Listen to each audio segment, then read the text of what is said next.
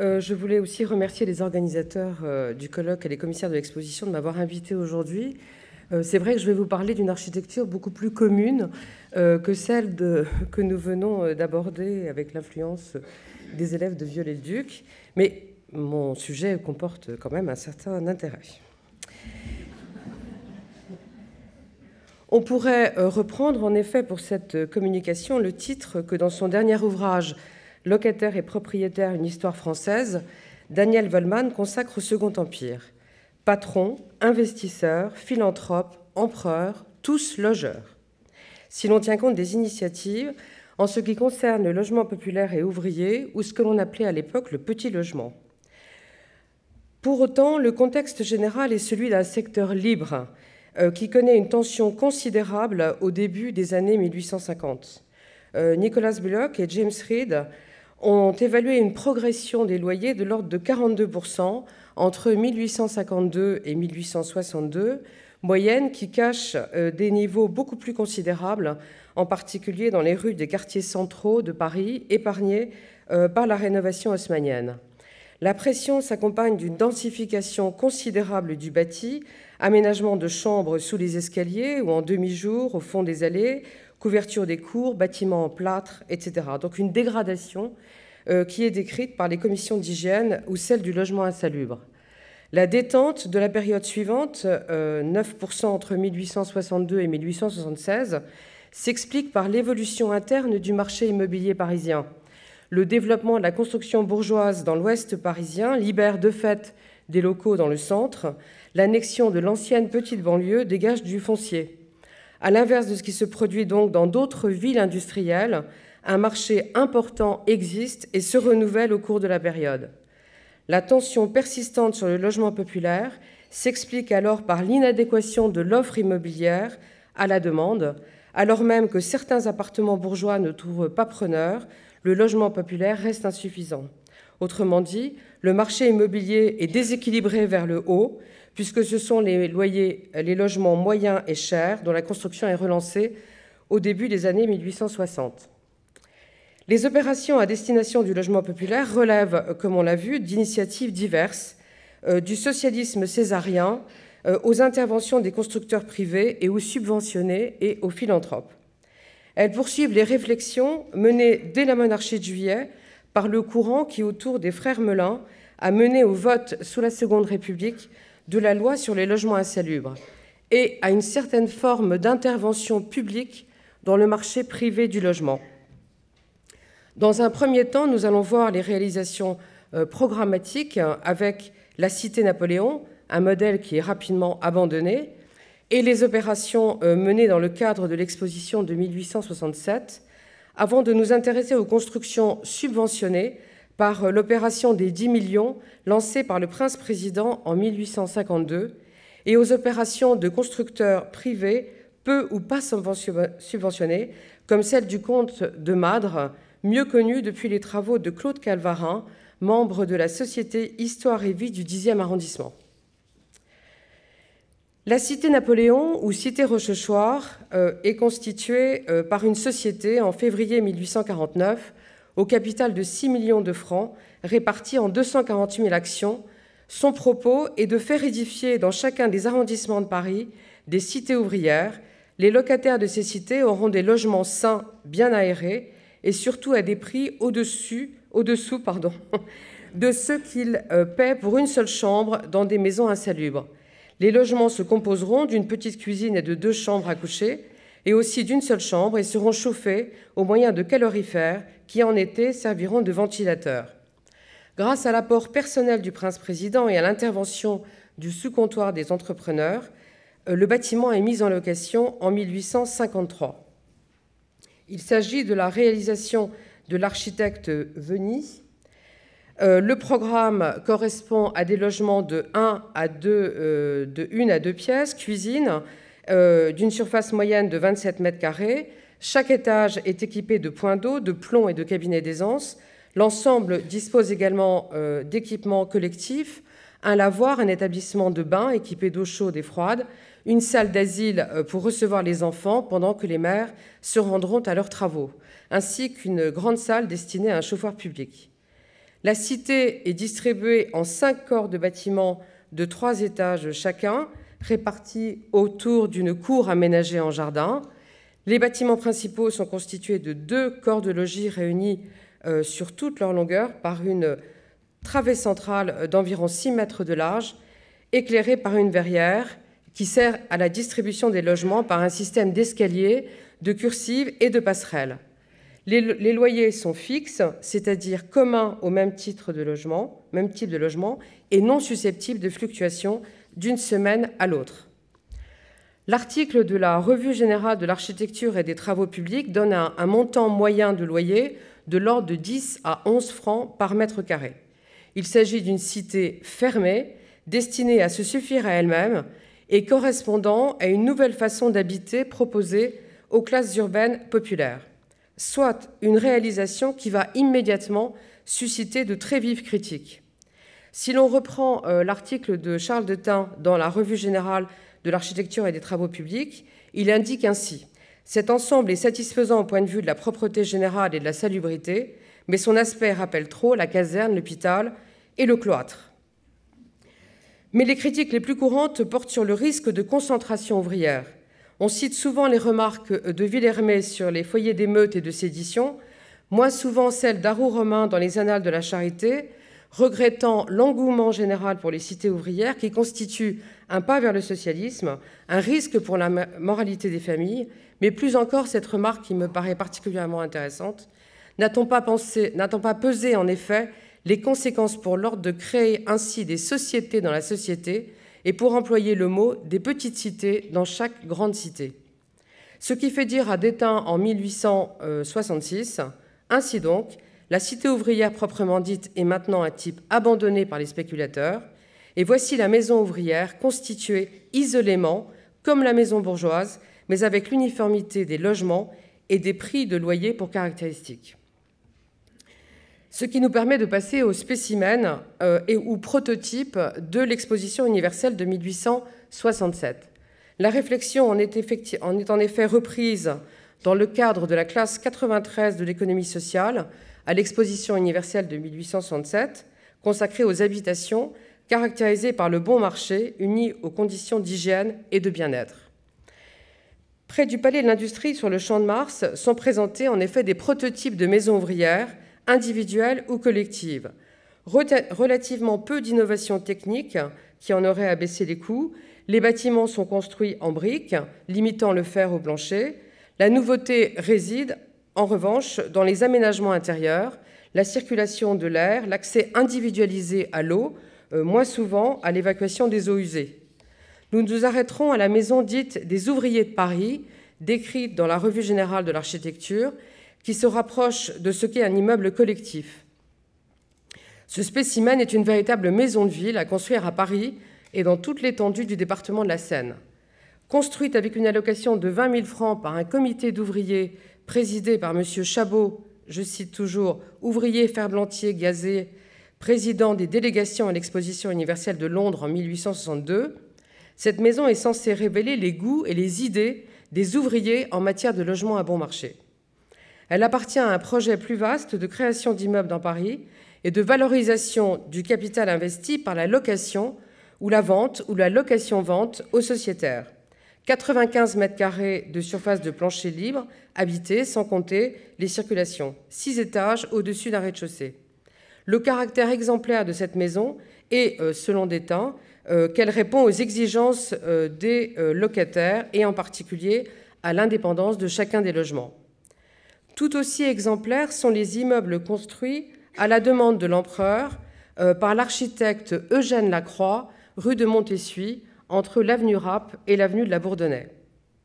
Elles sont élevées sur cave d'un rez-de-chaussée de 4 étages et placées à la suite l'une de l'autre. Elles forment dans l'ensemble comme 2 immenses corps de logis parallèles entre eux, espacés de 5 mètres et reliés entre l'un et l'autre par 4 cages d'escalier. Elles sont construites avec soin, murs de briques, planchers en fer, huisseries en sapin. Les logements mesurent 42 mètres carrés, 35 mètres carrés ou 12 mètres carrés pour une chambre. Chacun d'eux a un cabinet de garde-robe, etc. Enfin, au pied des immeubles, des boutiques destinées à l'approvisionnement des ménages. On repérera bien l'alignement à la rue, la mitoyenneté des immeubles. Les maisons ouvrières sont construites à l'exemple des maisons bourgeoises ordinaires. Cette conformité est aussi celle des opérations lancées avec celle des constructions lancées par l'opération des 10 millions, donc 2852. En effet, le décret du 27 janvier 1852 qui concerne les biens de la famille d'Orléans prévoit que 10 millions seront employés à améliorer les logements des ouvriers dans les grandes villes manufacturières. Une partie de cette somme est immédiatement distraite pour la construction des 2 asiles pour convalescents, l'un à Vincennes, l'autre au Vésinet. Ce qui nous intéresse concerne donc ce qui reste, et en particulier ce qu'on a pu appeler les maisons de l'empereur. Dans une plaquette éditée en 1907 pour le cinquantenaire de l'asile de Vincennes et reprise dans un article de la revue Philanthropique en 1913, son directeur indique l'usage partiel qui en est fait. En effet, lors de l'inauguration de l'asile de Vincennes le 31 août 1857, le ministre de l'Intérieur Biot indique ceci: « Sur le crédit de 10 millions affectés à l'encouragement de bâtisses pour logement d'ouvriers, 2 500 000 sont encore disponibles. Sa Majesté m'en a prescrit l'emploi direct et immédiat, et sa volonté est de doter les 2 asiles des loyers produits par ces constructions. » Le 22 mars 1858, l'empereur affecte à l'asile de Vincennes 10 720 m² de terrain faisant partie de son domaine privé, situé sur l'actuel boulevard Diderot. Il va donc s'agir des maisons de l'empereur, affectées au logement de petits ménages et d'ouvriers par Godeboeuf, architecte du ministère de l'Intérieur, terminée et mise en location en 1864. Donc, je vous en montre 2 séries, boulevard Diderot, et ici, à l'angle avec la rue Rondelet. Donc, 16 maisons dont le revenu reviendra, on l'aura compris, à l'asile de Vincennes. Une remarque du directeur de l'asile est cependant intéressante sur la suite sur la mise à disposition et le portage financier. En effet, les locataires ne se présentèrent pas d'abord en grand nombre, car le quartier était alors dépourvu de moyens de communication et éloigné du centre des affaires. Mais le prix annuel d'une location, depuis 100 francs pour une chambre jusqu'à 500 francs pour les plus grands logements, était assez bas pour que les ouvriers et les petits employés trouvent avantage à venir s'y installer malgré ces inconvénients. L'asile va donc assurer l'administration de ces immeubles jusqu'en 1881, date à laquelle on jugera que la régie est trop peu avantageuse et peu en rapport avec le besoin de l'asile. Donc la régie va en être abandonnée par adjudication à une société concessionnaire qui, évidemment, va rapidement augmenter les loyers. Les 16 maisons construites, la somme restante est affectée à une maison garnie pour ouvriers célibataires dont la construction est prescrite en janvier 1861, donc 4 rue Rondelet. Au total donc, sur les 10 millions, 4,5 pour les asiles, 2 pour les immeubles de la rue Diderot, reste 3,5 millions pour, je cite toujours le directeur de l'asile de Vincennes, distribués en encouragement aux œuvres privées. La question est de savoir qui en furent les bénéficiaires. Ces maisons subventionnées, effectivement, l'intérêt, c'est de savoir à combien et à quel montant elles ont pu l'être. Marie-Jeanne Dumont, dans son ouvrage sur le logement social à Paris, rapporte qu'un concours a été organisé par le décret du 13 mai 52, que 20 projets y ont été déposés et que celui de l'architecte Gourlier, associé à l'entrepreneur Puteaux, a été déclaré lauréat. Difficile de savoir, pour autant, quelles sont les opérations qui ont effectivement été subventionnées. Selon les renseignements recueillis des différentes publications de la fin du siècle, des articles de Detain dans la Revue générale d'architecture, il semble que la subvention s'élèverait à 1/3 des dépenses en échange d'un engagement à respecter un certain nombre d'exigences, en particulier sur la surface minimale des logements. Marie-Jeanne Dumont a au total évalué à 1500 les logements qui ont pu être de la sorte subventionnés. Dans son ouvrage datant de 1891, Émile Cacheux reproduit celle de M. Puteaux, qui a donc eu le prix, et précise, comme vous le voyez inscrit sur la diapositive, qu'elles ont été subventionnées par l'État en 1852. Selon Détain, il s'agit de cités ouvertes à l'alignement de la rue, comme celle établie par l'empereur près du Champ de Mars, formées de maisons distinctes, à l'exemple des maisons ordinaires. L'ensemble, en gros, correspond sans doute à de petites opérations, avec des logements de 1 à 2 chambres, ayant l'eau et quelquefois même le gaz. On n'y retrouve pas le confort de la Maison des ouvriers de Paris, mais la distribution intérieure, toujours selon Détain, sont faites avec soin. Les pièces sont généralement bien éclairées et commodes, il y a des armoires dans tous les logements. La location d'ateliers et de caves confirme la vocation ouvrière des bâtiments. Ce qui va me permettre de passer à la troisième partie de mon exposé sur la cité de Madre, dont on pourra dire que c'est de la philanthropie à 6%, et qui présente donc un cas particulier. Comme je l'évoquais plus haut, on connaît bien la cité de Madre grâce aux travaux de Claude Calvarin, qui a eu accès donc, au papier de la famille du constructeur philanthrope. Cette cité de Madre est située dans le quartier de la rue Sainte-Marthe, donc dans le 10e arrondissement. Il n'est pas évident que l'opération ait bénéficié de subventions, même si une première tentative de constitution de société destinée à louer et à réhabiliter des maisons qui auraient par la suite été sous-louées à des prix modérés et reçu le soutien de Persigny et de l'empereur, mais n'a pas vu le jour. La stratégie du comte de Madre, qui par ailleurs est notaire, consiste à faire une première mise de fonds en achetant la propriété du 2 rue du Buisson-Saint-Louis, appartenant à un gentilhomme anglais, et à la lotir. L'emprunt qu'il contracte en 1854, il y en aura 5 jusqu'en 1876 pour 1 500 000 francs, lui permet d'acheter 2 autres propriétés en hypothéquant la première. Donc vous voyez une mise de fonds initiale qui est relativement réduite. Puis une succession d'hypothèques. Vous retrouvez sur la diapositive l'ensemble et le découpage justement de ces opérations par les différentes couleurs de ce quartier, pour finir, ouvrier que constitue le comte de Madre. La première opération qu'il a faite dans l'acquisition progressive de ces terrains est d'abord de créer des rues, en particulier l'actuelle rue Sainte-Marthe et l'actuelle rue Jean et Marie Moinon. C'est aussi la location du sol avec un bail de 18 ans à des locataires qui s'engagent à construire selon un cahier des charges assez impératif et qui, en particulier, les oblige à une mixité des espaces alliant logement, boutique et atelier. Et au bout de 18 ans, ils seront propriétaires de l'ensemble. Et le comte de Marthe construit également ses propres maisons dans les passages Saint-Louis, Sainte-Marie et rue de la Chepinette. Ce sont de petits immeubles de rapport destinés à accueillir 4 familles par étage.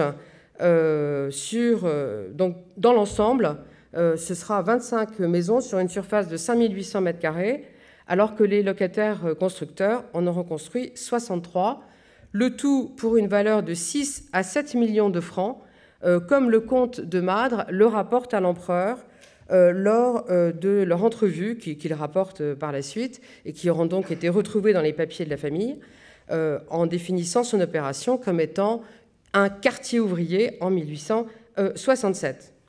L'ensemble de l'opération soulève de très sérieuses difficultés et de très sérieux questionnements pour les spécialistes de la question contemporain entre ce que Détain appelle la spéculation et la charité.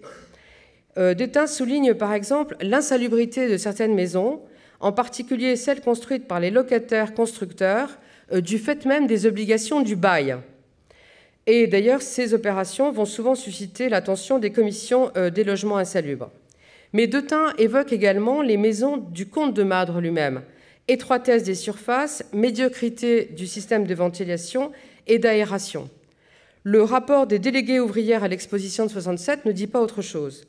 Toutes les personnes qui ont habité le faubourg du Temple connaissent aussi la colonie de la rue de Saint-Maur, la cité du comte de Madre. Tout y est mesquin, l'air y manque malgré ses promenades et ses cours, les latrines sont mal commodes, l'on sent toujours là comme partout la prétention de la charité qui impose ses règlements Et cependant, le propriétaire ne fait pas la charité, puisqu'il loue les logements composés de 3 pièces, 210 francs. Ce qui pose bien évidemment la question de la rentabilité de ce type d'opération. Détain, dans la Revue générale de l'architecture en 1868, fixe le revenu nécessaire à la maison du Champ-de-Mars pour un investisseur qui souhaiterait rentrer dans ses fonds à 8% par an.